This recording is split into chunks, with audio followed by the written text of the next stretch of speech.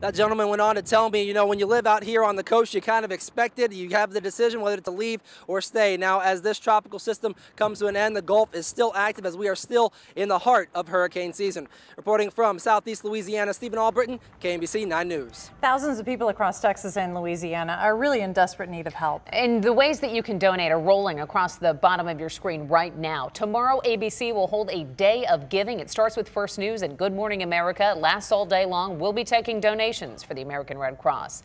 Breaking new details out of Lawrence. Negotiators working hard to keep and make contact with a suspect inside a home. The standoff going on for hours now at a mobile home park near First and Maple. That's just behind Johnny's Tavern. There's been some kind of a disturbance at that home involving a gun. There's at least one other person inside the home. We'll update you as we learn more.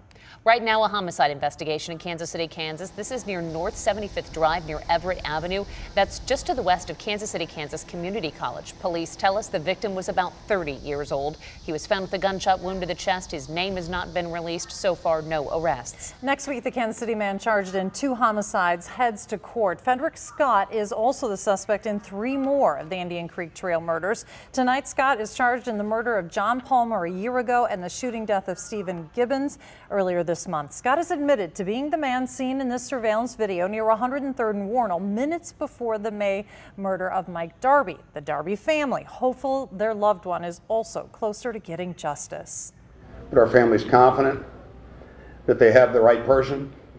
I'm dead sure they have the right person. And we're confident that it's going to be solved. Frederick Scott makes his first court appearance next Thursday. The Raytown police chief speaking out on the $2.5 million budget cut coming to his department. Chief Jim Lynch says the November 1st cuts come in addition to another $500,000 already cut.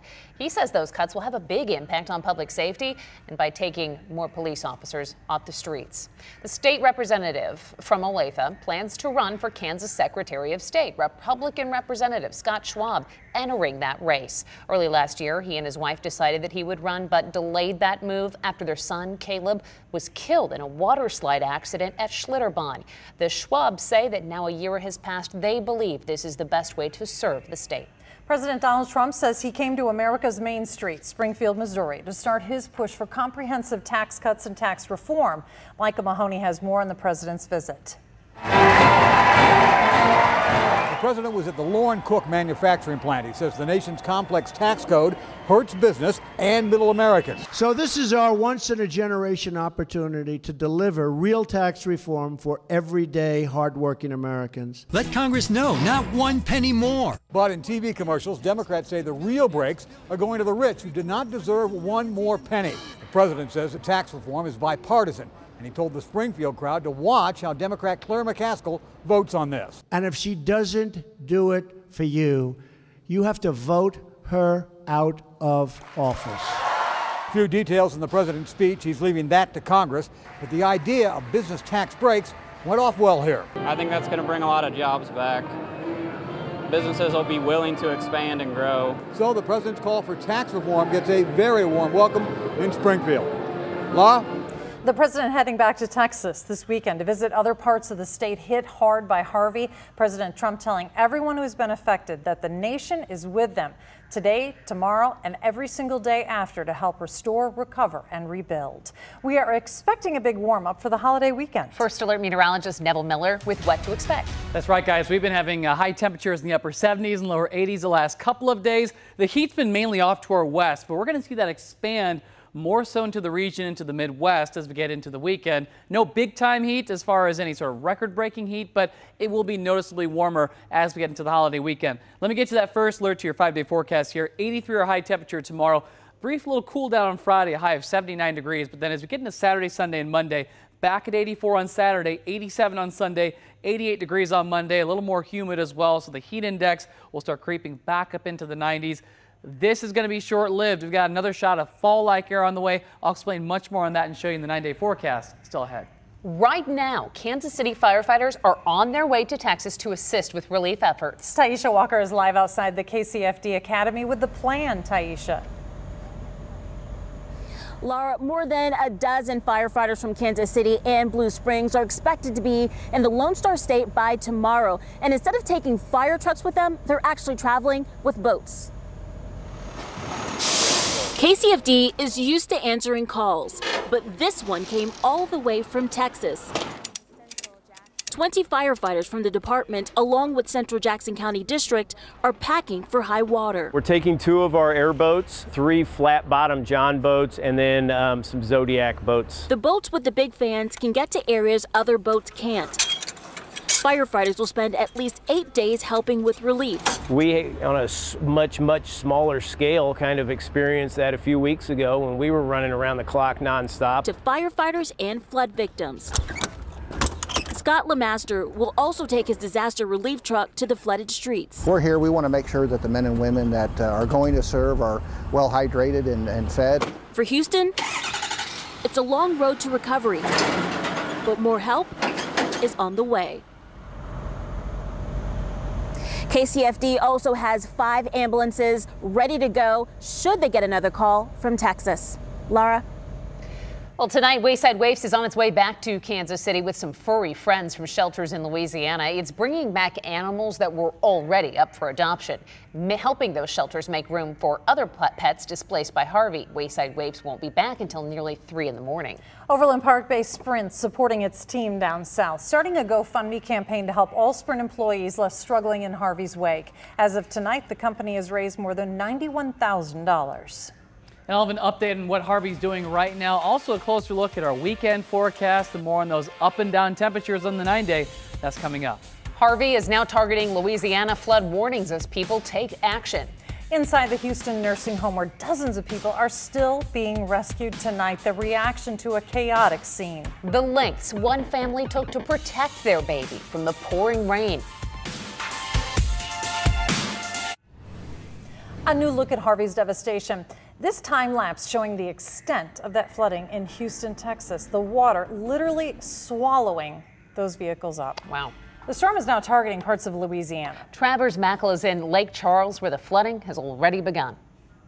Harvey made its second U.S. landfall here near the Louisiana-Texas border early this morning, not far from Lake Charles, Louisiana, and it did cause flooding in some parts of this state, especially in Cameron and Calcasieu parishes. About 300 people right now are staying at a shelter, an emergency shelter that's been set up at the Lake Charles Civic Center. They're getting cots, meals, water, and any other supplies that they need. And this shelter here in Lake Charles isn't just taking in people displaced from Louisiana, they're also opening their doors to people in neighboring Texas. Now, last night, emergency responders did have to make some high water rescues. The flooding, minor compared to what's going on in Texas, but nonetheless, some people here did get several inches of water pushed up by Harvey inside of their homes. We caught up with some of them at the shelter today. I didn't think it was going to affect us simply because we were in an unflooded zone area. But the canal took on so much water where it backflowed into our area. This is what is needed to do from the community, because this whole thing is run by volunteers, our VOAD system and our Medical Reserve Corps. This is what we're doing. We come together, and this is, you see the outpouring, this is all volunteers. Last night in parts of southwest Louisiana, there was a curfew in place. That curfew has since been lifted. Also, the governor of Louisiana has declared a state of emergency for this part of the state. For now, reporting in southwest Louisiana, I'm Travers Mackle. Now back to you. More heartbreaking images from the flooding. Rising water flooded a nursing home in Port Arthur, Texas. As many as 74 patients inside needing to be evacuated. A woman who works there at night rushed there to help. I was at home watching television and I saw this on TV. I could not believe they were still here. So I waded through the water and somebody gave me a ride on the boat down here. It just broke my heart. A disturbance broke out at this facility as relatives tried to remove patients. Houston police arrived to help. Some of the nurses have said that the patients were in the water for up to 24 hours. So that's critical to us. When I walked in, as when you walked in about the same time. So you saw what I saw. And tensions were at a very high level when I came into this facility from the relatives and even from some of the volunteers who had come to try to take these people out. terrible. There's no other word for it. About half the patients have been evacuated from the building so far. So half of them are still in there. And then we have more video out of Port Arthur. A family evacuating by boat. That dad right there is rocking his baby that they wrapped in a garbage bag to protect the baby from the rain. Oh, the dad is just trying to comfort the baby in the middle of the storm. Shelters are filling up in the Port Arthur area. Hundreds are huddled inside a bowling alley. People are using social media to send out video of what it's like inside the building. The Civic Center in nearby Beaumont is at capacity with 600 people there. You know, you've seen video of rescues, but what you haven't seen is who is sending help. The 911 call center in Houston working around the clock, racing to keep up with the flood of calls. At the height of this storm, some 75,000 calls poured in. That is 8 times more than what they would normally get in a 24-hour period. A group from Kansas City is in Houston cooking hot meals to comfort first responders. You know, first responders have been working around the clock. They have such a big job right now, Laura. They are also feeding Hurricane Harvey victims who are homeless tonight. Brian Johnson reports on Kansas City's Operation Barbecue Relief. We should go down and help. Stan Hayes is on a journey. So the order that you called in earlier, we decided to donate the entirety of it to you. Are you serious? Yep, all with help from Kansas City.